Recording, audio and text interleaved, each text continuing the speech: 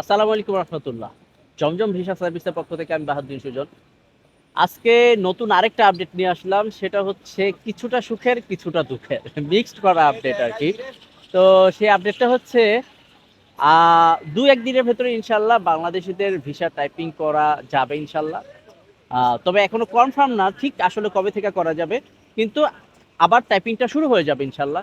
কিন্তু এখানে সমস্যাটা হচ্ছে এতদিন বাংলাদেশিদের ভিসাটা ছিল ক্যাটাগরি 2-তে, এখন সেটা হয়ে গেছে ক্যাটাগরি 3।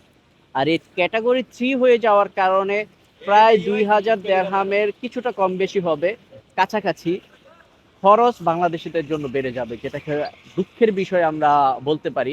এই জায়গায় সবচাইতে বেশি বিপদে পড়বেন যারা আগে কাজ ধরে রেখেছেন তারা। নতুন করে যারা কাজ নিবেন, আশা করতেছি এই হিসাবটা একটু মাথায় রেখে তারপরে কাজটা নতুন করে চালু করবেন। তো বাংলাদেশিদের জন্য এটাই আজকে আমাদের নতুন আপডেট ছিল। এটা আসলে কিছুটা সুখেরও বলা যায়, কারণ ভিসা অনেক দিন ধরে বন্ধ। কোনো মানে আমরা পাচ্ছিলাম না কোনো আপডেট যে ভিসা আসলে কবে শুরু হবে। সেই ক্ষেত্রে আপডেট যেহেতু শুরু হবে এটা একটা সুখের বিষয়, কিন্তু যেহেতু খরচটা অনেক বেড়ে গেল সেটা একটা দুঃখের বিষয়। তো পরবর্তীতে আবার কোনো আপডেট নিয়ে চলে আসবো। আল্লাহ হাফিজ।